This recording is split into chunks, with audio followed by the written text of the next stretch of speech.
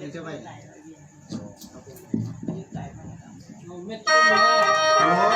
ได้พาวิญญาณจะมามือดีนามาได้นำคอมาลำนางเอิญ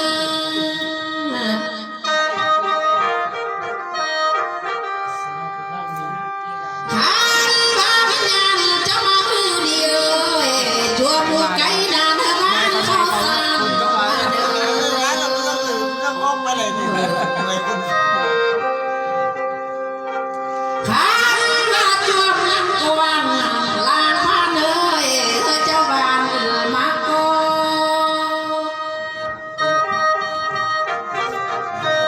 จัวมองและจวนเธอบ้านมาเลยมาเลยจัวเพลเมียเธอบ้านก้นแม่งดัน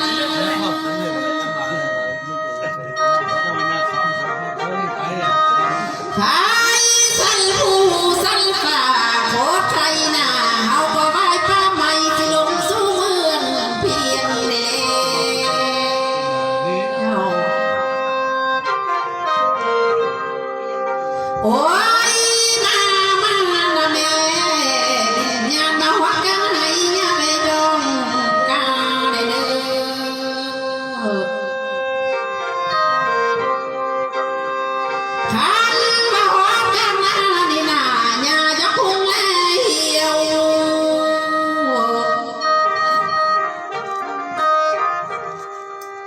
ขันวิญญาณมาหอมแทมให้ยินแต่เสียงนกตูห้องยั่วให้ตุ่มเตือนนั่นแหละ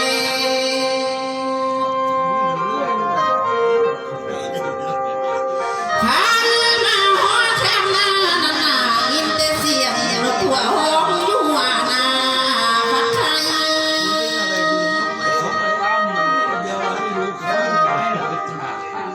ขันว่าเจ้าก็บายป้าไม่ไกลป้าขันเนืองมาแล้วโอ้ยมาเสนอเอิญมาเพื่อนวิญญาณญาคานแล้วก็เอิญมาบ้านเมืองเก้าอย่าอายได้เด้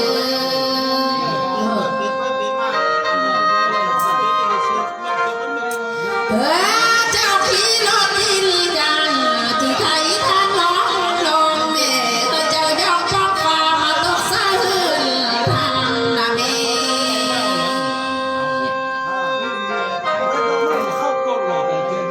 ขันวิญญาณจะมาหวนแล้วนะญานี่เขาไกลได้เด้อมาหวนแล้วเจ้าจะไหลเงินได้เด้อ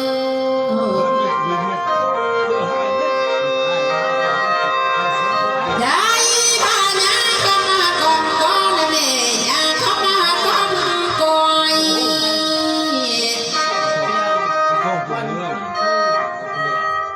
ขันว่าประตูเล็กนั่งลูกเจ้าก็ได้ใครแล้วได้ตู้ก่อนลูกหลานเพียงได้กู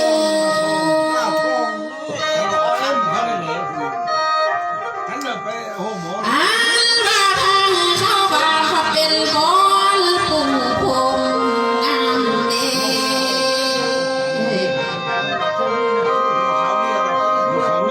เจ้าก็มาฮอดแล้วญาจะแทงลูกใส่เจ้าเลยเข้ามาแล้วแต่ว่าผู้จื้อ ขันพาวิญญาณจะมาฮอดแล้วนะญาไว้แทนสิลูกนุ่นล้านลาเด้อ แทงนี่เป็นน้องสาว ขันพาวิญญาณจะมาฮอดแล้วเจ้าอย่าไปเยี่ยมงานนี่อย่าทิ้งได้เด้อ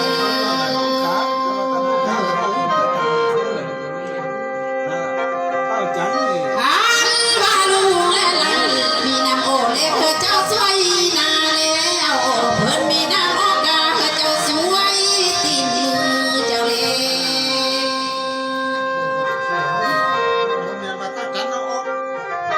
สวยสานาข้าวดีนานาจำคืนมาบ้านโนสวยสานาข้าวปานข้าวไม้มาเฮือนเจ้าเล่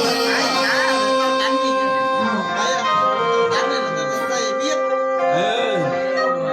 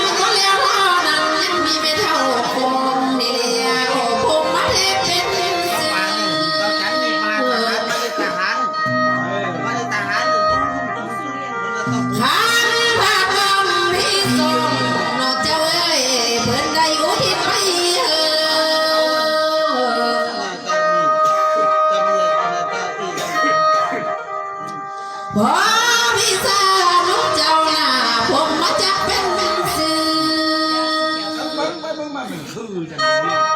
เนี่ยจังเขาคือ ขันพระกองที่สามโนเจ้าเอ้ยเจ้าสังฆาได้อุทิศไปพอเท่าไม่จันโนเจ้าเอ้ยอันมาเพชรที่ไรเป็นสื่อโนเจ้าเอ้ย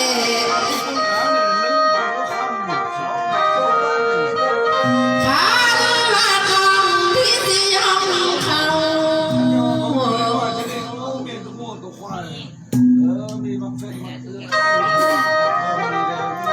เพื่อนได้อุทิศไปเถิดนะเจ้าที่และเจ้าทางที่อยู่อาศัย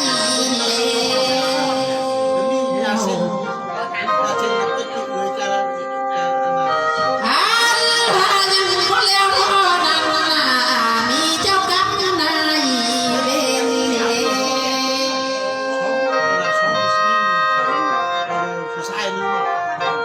ได้มาทำประสิ่งทำลายทางพวกนั้นก็คือดังเดียวกันเจ้าเอ๋ย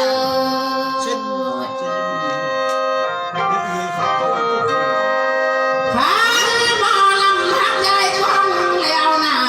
เจ้าตอบที่ขึ้นขันใดไม่มวนเจ้าเอ๋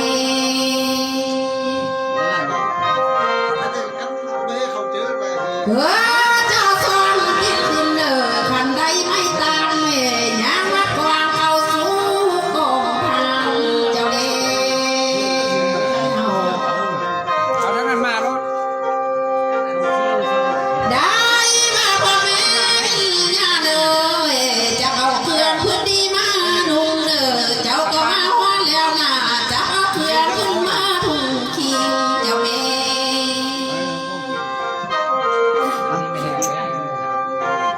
อย่าแต่เครื่องจะลุกไปให้มันแม่นพูดอายข้านั่นแหละ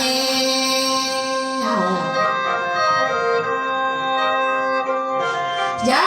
แต่เครื่องลุกไปหน้านี่นาสิเม่นพูดอายกาโนเครื่องจะมาแต่เมืองฟ้าสิเม่นบุญอายคิดเครื่องเจ้ามาแต่เมืองฟ้าสิเม่นกินอายพี่เนาะเจ้าเอ้ย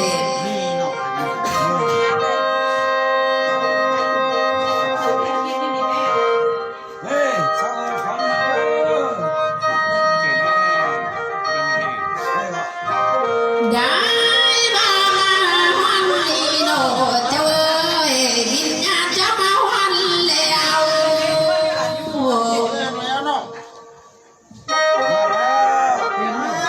ลาพายังมีสาน้อยน้อยอยู่เดิมบ่ดันได้งานเพิ่นเฮ็ดสร้างสมเอ้ยนะบ่ดำแล้ว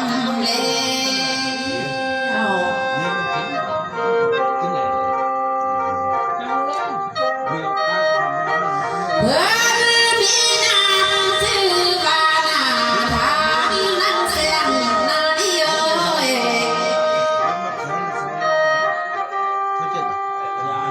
เพื่อนบาได้ขอทุลาคิดเด้อ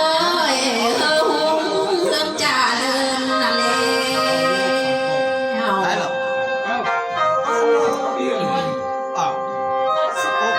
บ้า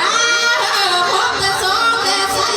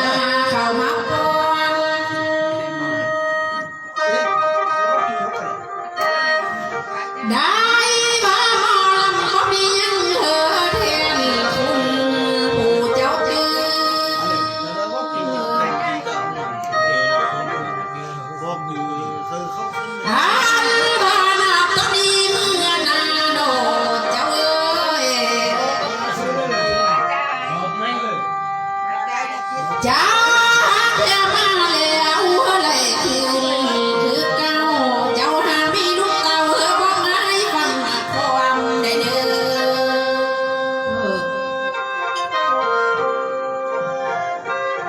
อันว่ามีบุญตีบุญตาบอกรอดสอนไง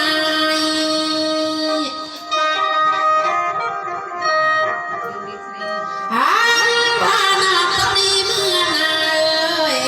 ธุรกิจการค้านาเมื่อนาจะตึงกำไรเนอเจ้า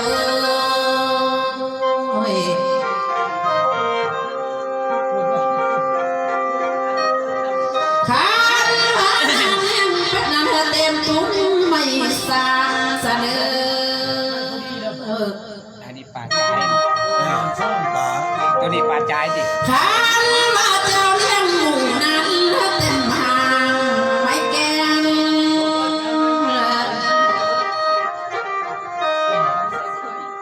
ขันว่านาตอนอีเมื่อนานาแสนนาดีเลี้ยงหมูถึงหมูพันหนึ่งบอกเกลือหำก็เฮือเยอะ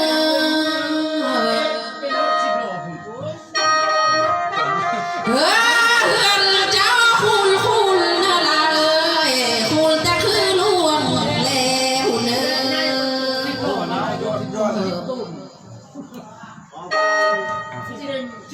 อ เฮือนเจ้าคุณนะแม่คุณแต่เป็นห้องแรง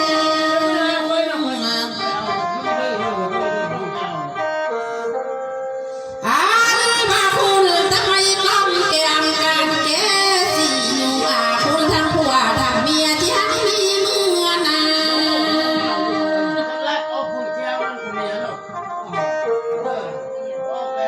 ได้ว่าเจ้าได้มากินมาทำมือนี่นาแสนนาลีนับต้นนี้เมื่อนา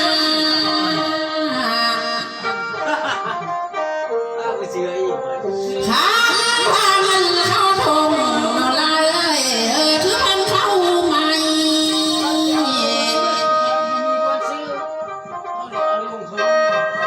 ข้าว่ามันเข้าไทยของเจ้าคือต่อเข้าหันลาย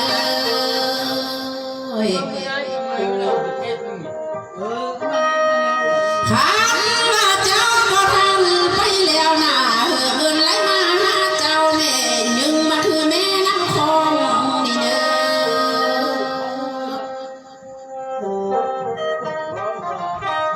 จ้าเงินไหลมาหาเจ้าน่ะน้องมาคือแม่น้ำเงิน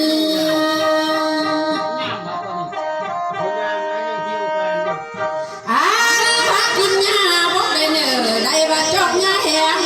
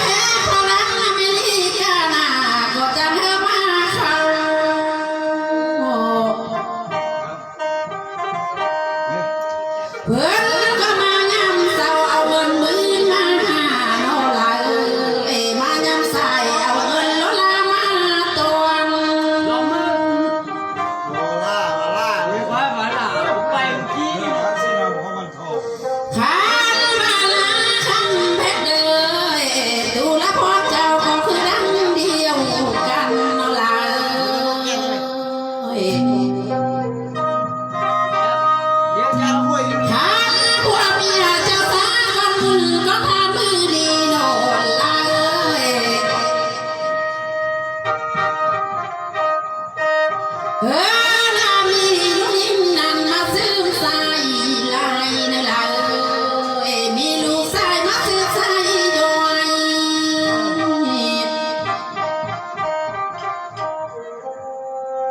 เออนามีลูกน้อยที่มาซื้อแทนเดือนเจ้าแม่ เอาเฮ้ย ฉันว่าพ่อเมียเจ้าสาวก็บุญก็ทามือดีโนลาเอ้ยกันบ้าเดินนาลาเอ้ย ลืมเมื่อกี้เนี่ยเมื่อกี้นี่ลืมเลยว่าจะทำนั่นเนี่ยเขาเจอเขามา ฉันว่ามือเธอพ่อได้เอ้ยจังเธอได้ตื้อไปเด้อละเอ้ยมือเด้อไล่ๆเธอเจ้าได้ตื้อเก่า ลืมเอาเจ้าลืม อันลานาตรงนี้เมื่อนานโนลาเอ้ยผัวเมียเจ้าจังคำเจ้าจังเล่าคุณได้เด้อ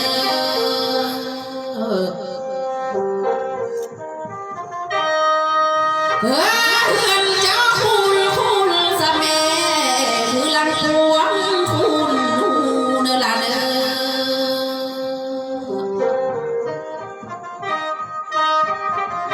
เฮือนเจ้าคุณนะแม่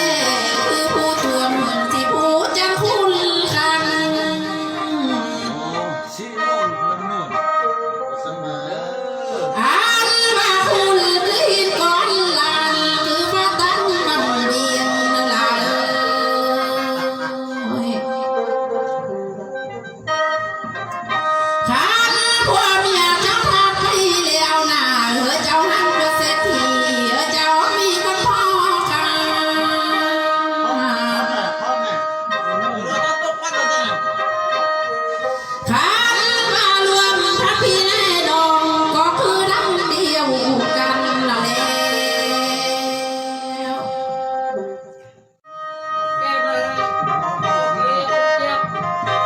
เอาเลยนี่ตั้งเรา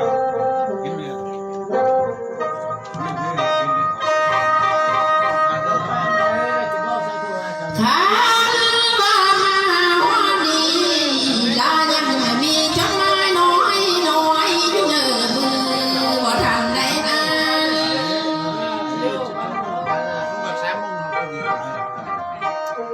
เพื่อนเพียงสั่งส่งเธอน่ะพาใจพ่อเลยเดินดินแดนนั้นก็คือดังเดียวกันแล้ว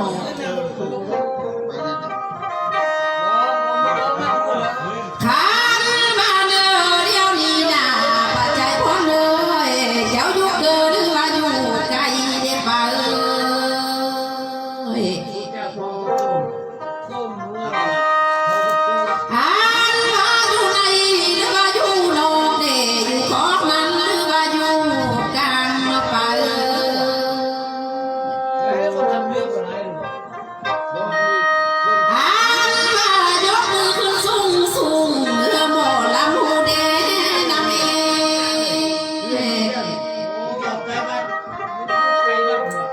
ขันว่าพ่อหมอลำได้ยังไม่เลี้ยงน่ะเจ้าได้มานั่งเฝ้ากระเตมือหัวแหลมนี่เอา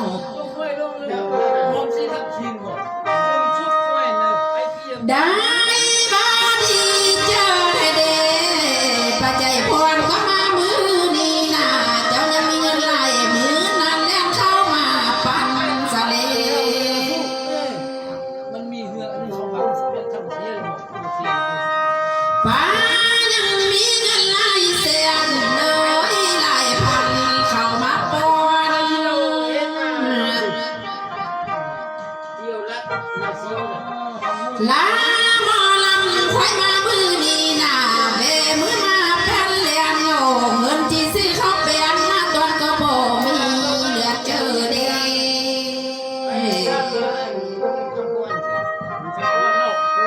จ้าป่าหาหมอลำเสียวยังเหอที่สมเงินผู้เจ้าปอน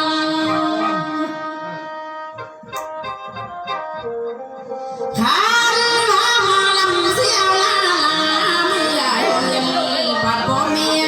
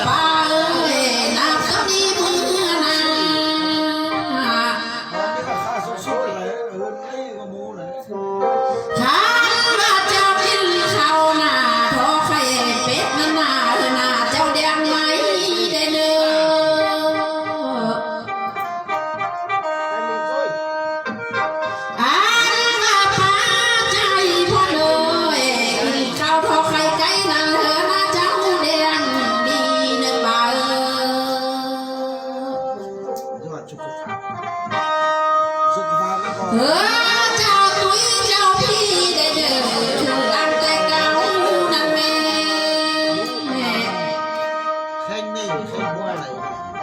นี่ได้ป่ะ ขาบ้าผมอยู่ว่าเธอกลับมาดังถึงงานบ่าวเอ้ย เขาก็จะว่าไล่เนื้อ ขาบ้าตาส่องกำหน้าขอมันใส่เจียง จะเนื้อดูดีจะทำงานเป็นแห่งดีได้เพื่อ ขาบ้าหน้าตอนนี้เมื่อนาดูเท่ามึงแม่อยู่แก่มึงคนได้เด้อ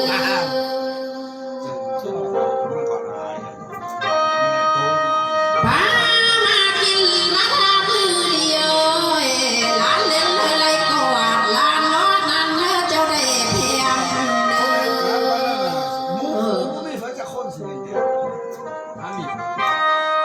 ขันมาหน้าตอนนี้เมื่อนาขันว่าเจ้าเจ็บแขนเมื่อนาก็เหินลาเจ็บขาก็เหินสวงเสนอ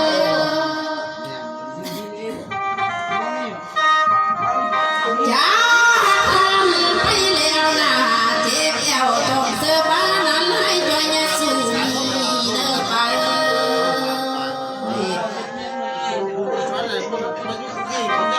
ขันมาความเจ็บความเป็นบ่เดือที่คอเยอะย้อนหน่วยเนื้อเจ้าจังเก็บร้อยซอยคืออยู่กันเฮานี่แม่ รักโอ้เขาโอ้เจอรักโอ้ ได้มาหาคือแม่มุงข้าวสิหาเงินกินหิน เป็นน้อง ขันมาอยู่วันนั้นนี่นาสู่ข้าพระนั้นรวมกันมีสี่อย่าง นวลลับ ขันมาวันนั้นนั้นเธอเสือสองคือเดือนเดินไปที่สองเสมือนเขา นกเป็น จ้ามาพันให้แล้วนะเจ้าจะไปเอาเรื่องเนินรับก็มีเกตเก่าเอาเรื่องอยู่สูงยามเนื้อไป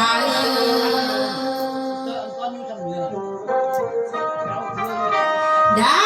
มาจากบ้านดินดอนบ่ฮอดเทียบเจ้าใด